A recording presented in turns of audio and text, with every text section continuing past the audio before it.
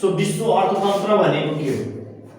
Global economy भनेको the interdependence of world wide economic activities, मतलब वर्ल्डमा जति पनि कारोबार भइराखेको छ नि, वर्ल्डमै पुरै जति पनि इकोनोमिक एक्टिभिटीज भइराखेको छ, विभिन्न देशहरूबीच इकोनोमिक एक्टिभिटीज हुन्छ वर्ल्डमा। सो विभिन्न देशहरूबीच आर्थिक अन्तर्निर्भरता छ नि, एक अर्कोमाथि जुन डिपेन्डेन्स छ नि, त्यसलाई नै हामी के भन्छौँ? ग्लोबल इकोनोमी भन्छौँ। बिट्विन मल्टिपल कन्ट्रीज, मतलब आर्थिक क्रियाकलापमा विश्वको विभिन्न देशहरूबीच एक अर्कोमाथि जुन आर्थिक निर्भरता छ, आर्थिक रूपले निर्भर छ, एक अर्कोमाथि के छ? इन्टरडिपेन्डेन्स छ। मतलब केहीको लागि इकोनोमिक एक्टिभिटी जति भइराखेको छ, यहाँ अर्थतन्त्रमा सबैले के गर्छ? वस्तु तथा सेवालाई उत्पादन गर्ने काम गर्छ। सो यसरी उत्पादन गरेर ट्रान्जेक्सन गर्छ, वस्तु तथा सेवाको एक अर्को देशको बीचमा इन्टरनेशनल जुन ट्रेड हामी भन्छ, जसलाई अन्तर्राष्ट्रिय व्यापार भन्छ। अन्तर्राष्ट्रिय व्यापार अन्तर्गत के गर्छ? वस्तु तथा सेवाहरूको आदान प्रदान गर्छ, खरिद र बिक्री गरिराखेको हुन्छ। यो खरिद र बिक्री गर्दाखेरि के हुन्छ? दुई वा सबभन्दा बढी देशहरूबीच ट्रान्जेक्सन्स हुन्छ है। ट्रान्जेक्सन्स हुँदाखेरि वस्तु तथा सेवा जान्छ, पैसा आउँछ। यसरी इकोनोमिक एक्टिभिटी जुन हुन्छ वर्ल्डमा विभिन्न देशहरूबीच, यसरी देशहरूबीच इकोनोमिक एक्टिभिटीज हुँदाखेरि एक अर्कोमाथि के हुन गएको छ? डिपेन्ड हुन गएको छ। यसलाई नै हामी के भन्छौँ? Global economy, the interdependence of world wide economic activities. मतलब पुरै विश्वको पुरै अर्थतन्त्र नै, विश्व अर्थतन्त्र नै के छ? अर्थतन्त्र थाहा छ नि हामीलाई, इकोनोमी। विश्वको अर्थतन्त्र नै एक अर्कोमाथि डिपेन्ड हुन गएको छ आर्थिक क्रियाकलापमा। यसलाई हामी के भन्छौँ? Global economy. ग्लोबल इकोनोमी भनेको आर्थिक क्रियाकलापमा विभिन्न विश्वमा है, विश्वकै विभिन्न देशहरूबीच एक अर्कोमाथि परस्पर निर्भर जुन भएको छ नि, यसलाई नै हामी के भन्छौँ? विश्व अर्थतन्त्र। मतलब वर्ल्डकै इकोनोमिक एक्टिभिटी जति पनि छ, आर्थिक क्रियाकलापहरू एक अर्को देशमाथि के भएको छ? निर्भर भएको छ। यो निर्भरतालाई नै हामी के भन्छौँ? विश्व अर्थतन्त्र। यहाँ देशहरूले के गर्छ? वस्तु तथा सेवालाई उत्पादन गर्छ, उत्पादन गरेर एक अर्को बीच के गर्छ? ट्रान्जेक्सन्स गर्छ, वस्तु तथा सेवालाई आयात र निर्यात गर्छ। यस्तो गर्दाखेरि देशहरूले कम्पिटिटिभ एडभान्टेज प्राप्त गर्छ। Competitive advantage, so competitive advantage, cost competitive advantage प्राप्त गर्छ। यसरी अब हेर, विश्वमा सबै देशहरू सबै वस्तु तथा सेवा बनाउनको लागि सक्षम छैन।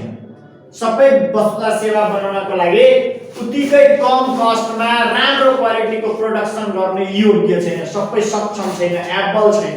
तो त्यही भएर के गर्छ? जुन सामान बनाउनको लागि कस्ट कम लाग्छ अथवा स्पेशलाइजेसन प्राप्त गरेको छ, हो त्यस्तो सामानहरू बनाउँछ र निर्यात गर्छ, र जुन सामानमा कस्ट बढी लाग्छ, जुनमा स्पेशलाइज छैन, त्यस्ता सामानहरू के गर्छ? अर्को देशबाट आयात गर्छ। यस्तो यसरी विश्वमा भएको विभिन्न देशहरू के भएको छ त? एक अर्कोमाथि निर्भर भएको छ। हो यो निर्भरतालाई नै हामी के भन्छौँ? ग्लोबल इकोनोमी, विश्व अर्थतन्त्र। यो विश्व अर्थतन्त्रमा अहिलेको ट्रेन्ड के छ? अहिलेको ट्रेन्ड पढ्छौँ अब, current trends of global economy. Global इकोनोमीको अहिलेको ट्रेन्ड के छ? विश्व अर्थतन्त्रको वर्तमान प्रवृत्ति, अहिले कस्तो सिचुएसन छ, कस्तो ट्रेन्ड छ, अहिले के भएको छ? हामी भर्खरै 2019 मा हाम्रो कोभिड-19 आएको थियो, याद छ? कोभिड-19 आएको थियो। त्यो कोभिड-19 ले 2020 लाई नै एकदम 2020 मा जुन इकोनोमीको अवस्था छ, त्यो इकोनोमीको अवस्थालाई एकदमै प्रभावित गरेको रहेछ। कोभिड-19 का कारण अहिले हामी हेर्छौँ वर्तमानमा के कस्ता सिचुएसन छ भनेर। त अब रिकभर भइरहेछ बिस्तारै, तर पनि फुल्ली रिकभर भएको छैन। सो यसरी हामी हेर्छौँ अहिले के छ? Current trend of global economy. Global इकोनोमीमा करेन्ट ट्रेन्ड के छ? सो पहिलो हाम्रो पोइन्ट छ इकोनोमिक ग्रोथ, आर्थिक वृद्धि दर। कोभिडले के गर्यो? वर्ल्डकै इकोनोमीलाई कन्ट्र्याक्ट गर्यो, संकुचन गर्यो। कतिले? 3.3% ले वर्ल्डकै इकोनोमी के भयो? समग्रमा कम भयो, घट्यो। वर्ल्डकै इकोनोमीको जुन ग्रोथ रेट छ नि, ग्रोथ नभएर के भयो त? वर्ल्डकै इकोनोमी घट्यो। कति पर्सेन्टले? 3.3%। यो सम्पूर्ण डाटा हाम्रो 2022 देखि लिएर 2021 सम्मको बिचमैको हो। बुझ्यो कुरा? सो कोभिड आउँदाखेरि हाम्रो वर्ल्डको इकोनोमी 3.3% ले संकुचन भयो। अब यस्तो संकुचन हुँदाखेरि 2021 मा 2020 देखि 2021 सम्ममा IMF इन्टरनेशनल मोनेटरी फन्डले अनुमान गरेको छ कि यो कति पर्सेन्टको दरले रिकभर हुन्छ? 6% को दरले के हुन्छ त रिकभर हुने। फेरि बिस्तारै इकोनोमी कोभिड समाप्तपछि जब कोभिडमा हामी नियन्त्रण गरिसक्यौं, कोभिड समाप्तपछि फेरि 6% का दरले अनुमान गरिएको छ। एक्ज्याक्टली हुन्छ कि हुन्छ थाहा छैन, तर के रे इन्टरनेशनल मोनेटरी फन्ड IMF ले अनुमान गरेको छ कि 6% इकोनोमी फेरि विस्तार हुन्छ। वर्ल्डकै इकोनोमी प्रभावित छ कोभिड-19 बाट। वर्ल्डकै सबै विकसित र विकासशील सब देशको के रे वर्ल्डकै इकोनोमी प्रभावित भएको, देशहरुको इकोनोमी मिलेर के वर्ल्डको इकोनोमी बन्यो। सो सबै देशको इकोनोमी प्रभावित भएको छ। हामी के हेर्यो यहाँ करेन्ट ट्रेन्डमा वर्ल्डकै इकोनोमी जब कोभिड आयो, कोभिडमा वर्ल्डकै इकोनोमी हाम्रो संकुचन भयो। कति पर्सेन्टको दरले? 3.3% को दरले संकुचन भयो।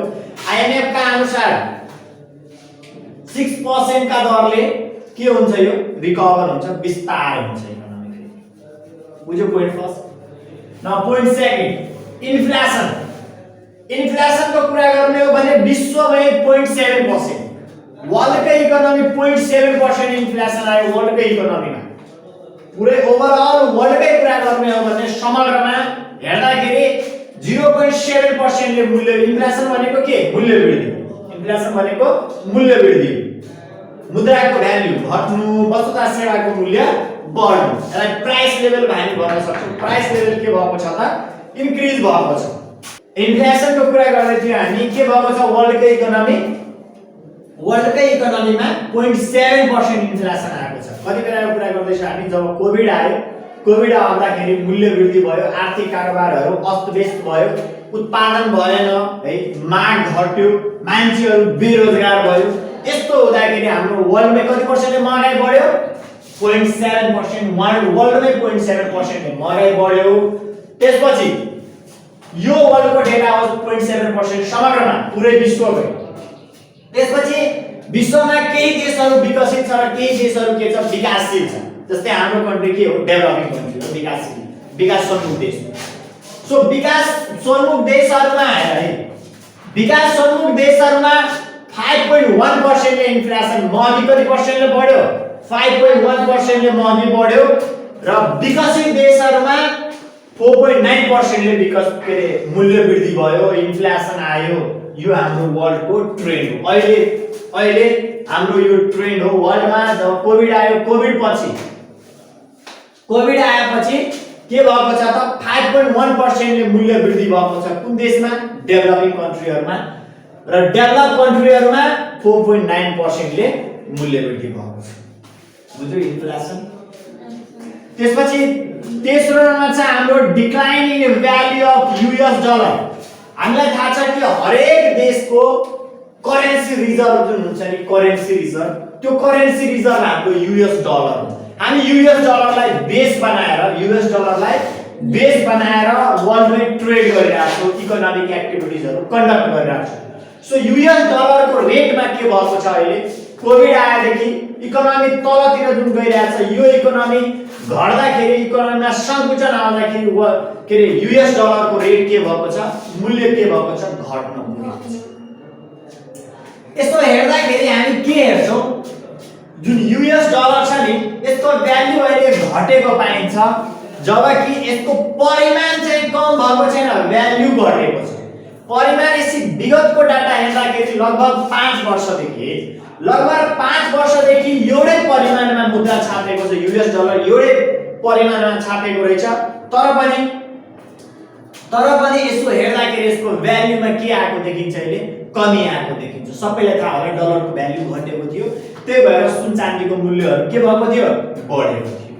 याद छ नि? अपोजिट रिलेसन हुन्छ सुन चाँदीको मूल्यसँग। डलरको रेट कम भयो भने यता बढ्छ सुन चाँदीको रेट, डलरको रेट बढ्यो भने सुन चाँदीको रेट घट्छ। सो डलरको रेट के भएको छ? कम भएको छ, भ्यालु कम भएको छ डलरको। चौथो नम्बरमा हामी बुझौं द कमोडिटी रिभाइभल। वस्तुको पुनः उद्धार वस्तुको पुनः उद्धार वस्तु र सेवाहरू जति पनि छ खनिज भयो तेल भयो अन्य पदार्थहरू जति पनि वस्तु र सेवाहरू छ तिनीहरूको मूल्यमा के भएको छ वृद्धि भएको छ अहिले करेन्ट ट्रेडमा हेर्दाखेरि करेन्टली वर्ल्डकै इकोनोमीको डाटा हेर्दाखेरि सबै वर्ल्डकै इकोनोमीमा के भएको छ वस्तु र सेवाहरूको मूल्यमा इन्क्रिमेन्ट भएको छ मूल्य वृद्धि भएको छ बुझ्यो यो कमोडिटी रिभाइभल मूल्य वृद्धि भएको छ वर्ल्डमा हरेक देशको डाटालाई यसो अब्जर्भ गर्दाखेरि के पाइयो त वस्तु र सेवाहरूको मूल्यमा वृद्धि भएको छ बुझ्यो त्यसपछि चाहिँ हाम्रो 5औं नम्बरमा द कमब्याक अफ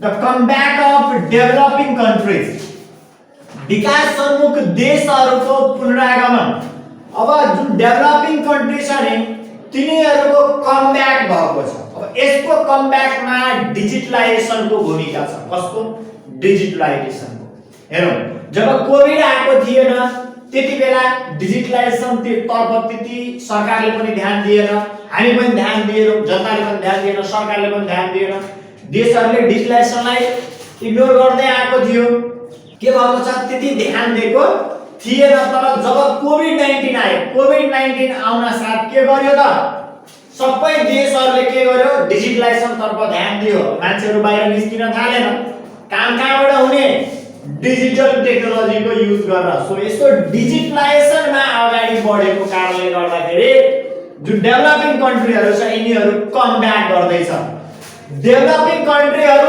13% यिनीहरूको इन्कम इन्क्रिज हुने देखिन्छ डेभलपिङ कन्ट्रीहरूको डिजिटलाइजेसनको कारणले गर्दाखेरि अनि 6% ले डेभलप कन्ट्री किन डेभलप कन्ट्रीहरू त डिजिटलाइजेसनले पहिलादेखि युज गर्दै थियो त्यति धेरै युज गरेका थिएन तर पहिलादेखि डिजिटलाइजेसनमा एकदमै फोकस छ डेभलपिङ कन्ट्रीहरूको थिएन तर कोभिड आउन साथ डिजिटल मिडिया तर्फ डिजिटल टेक्नोलोजी तर्फ के भयो इकोनोमीको ध्यान आकर्षण भयो अनि यसरी हुँदाखेरि डेभलपिङ कन्ट्रीहरूको जुन इन्कम छ त्यो कति पर्सेन्टले बढ्ने भयो 13% ले बढ्ने भयो जसकारण यिनीहरू कम ब्याक गर्दैछ चाँडै है त्यसैगरी अर्को चाहिँ हाम्रो डिजिटल रेभोल्युसन अहिलेसम्म डिजिटल रेभोल्युसन कम्प्लिट भएको छैन वर्ल्डको करेन्ट ट्रेन्ड हेर्दाखेरि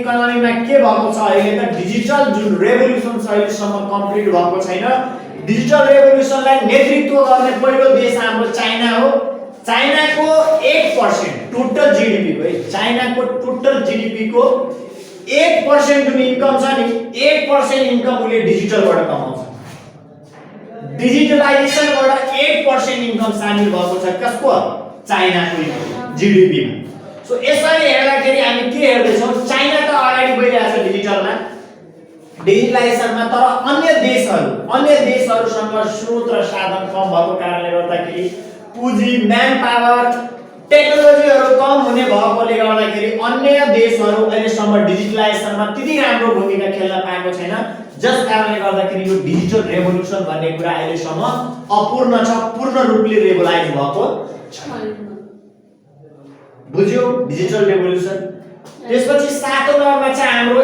स्टक मार्केट शेयर बजार यसो जब कोभिड आयो